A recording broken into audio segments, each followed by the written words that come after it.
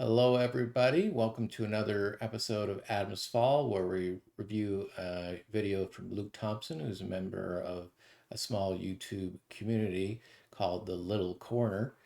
And he's an Orthodox Christian, but a very open-minded one. And I love this little slip or comment he has about God and having a body. Let's see what he has to say. It's just because it's just one. One without anything else is nothing. And so to have existence, you have a body. So I would say God has a body. So I'm not sure what Luke means by a body, but it's interesting that he equates existence with a body. And this is not something you hear so much.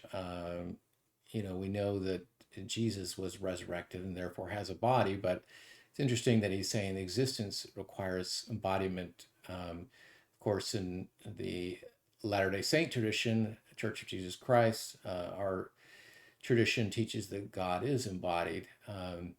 Now, what that body means is hard to know.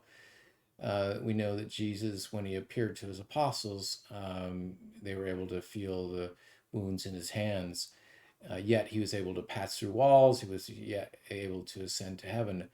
But in some measure, he could be felt and touched, and he could eat and be touched.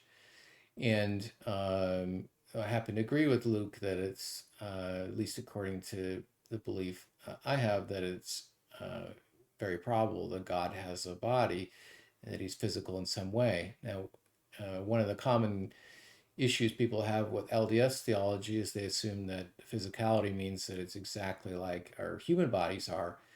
But of course, we know physical things aren't necessarily always like what our human body feels like, and they can be material can present in different ways. And so I just wanted to highlight this video that for existence to happen, people have to have a body. And in fact, he says God has to have a body. And I agree. In Joseph Smith's vision, he saw God the Father and Jesus as embodied people, and that we from that are in their likeness and form. And I'm not saying that Luke is saying that he's agreeing with our exact view on that, but I agree there's something about existence that requires a physical or material element or embodied existence. Otherwise, it risks of being just becoming an abstraction. And one of the main issues I have with the Trinitarian Platonic view of God is it often involves, in my mind, to nothing more than an abstraction. It's hard to place this God who's outside of time and space to anything more than what you might have as a thought or that exists also, or an idea that exists outside of time and space. And so, and whether this would be what, John Vervaeke, who's part of the Neoplatonic tradition, would see God in that form as an abstraction or an idea.